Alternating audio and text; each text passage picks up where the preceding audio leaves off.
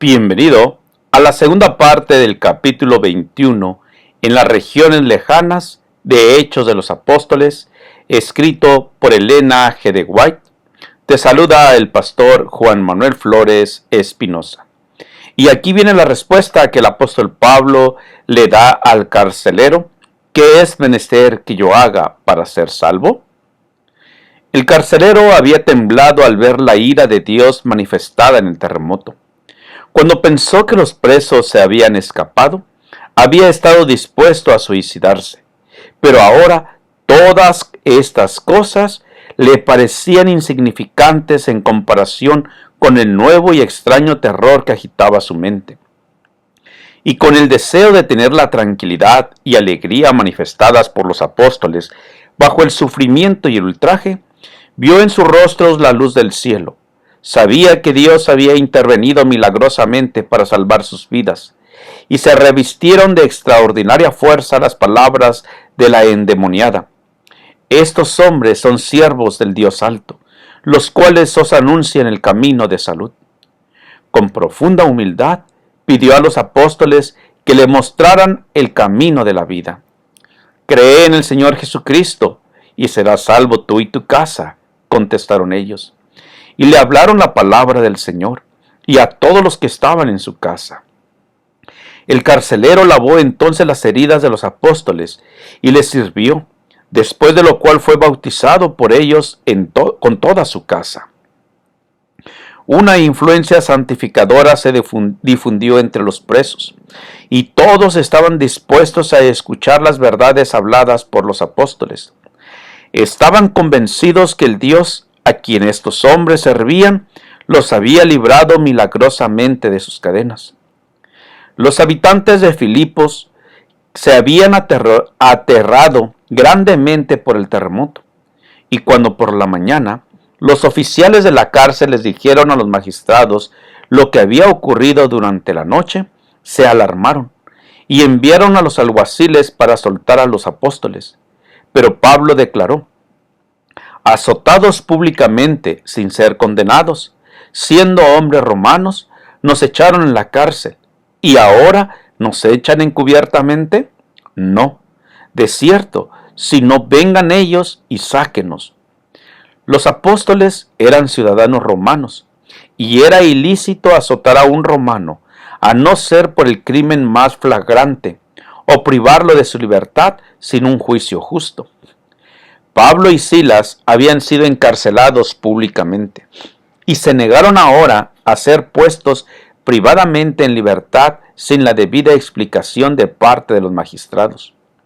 Cuando se comunicaron estas palabras a las autoridades, éstas se alarmaron por temor de que los apóstoles se quejaran al emperador, y yendo enseguida a la cárcel, pidieron disculpas a Pablo y Silas por la injusticia y crueldad que se les había hecho, y los sacaron personalmente de la cárcel, y le rogaron que se fueran de la ciudad.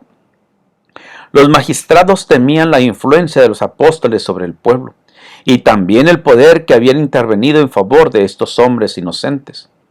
De acuerdo con la instrucción de Cristo, los apóstoles no impusieron su presencia donde no se les deseaba. Salidos de la cárcel, entraron en casa de Lidia, y habiendo visto a los hermanos, los consolaron y se salieron.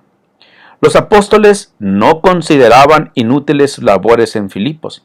Habían afrontado mucha oposición y persecución, pero la intervención de la providencia en su favor y la conversión del carcelero y de su familia compensaron con creces la ignominia y el sufrimiento que se habían soportado.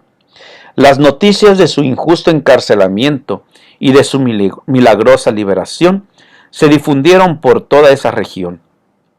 Y esto dio a conocer la obra de los apóstoles a muchos que de otra manera no habrían sido alcanzados. Las labores de Pablo en Filipos tuvieron por resultado el establecimiento de una iglesia cuyos miembros aumentaban constantemente.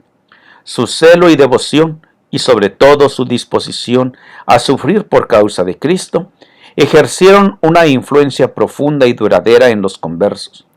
Apreciaban altamente las preciosas verdades por las cuales los apóstoles se habían sacrificado tanto, y se entregaron con sincera devoción a la causa de su Redentor. Que esta iglesia no estuvo libre de persecución lo revela una expresión de la carta de Pablo que Pablo le escribió. Dice: a vosotros es concedido por Cristo, no solo que creáis en Él, sino también que padezcáis por Él, teniendo el mismo conflicto que habéis visto en mí. Sin embargo, era tal su firmeza en la fe que Él declara: doy gracias a mi Dios en toda memoria de vosotros, siempre en todas mis oraciones, haciendo oración por todos vosotros con gozo, por vuestra comunión en el Evangelio, desde el primer día hasta ahora. Filipenses 1, 29 y 30, 3 al 5.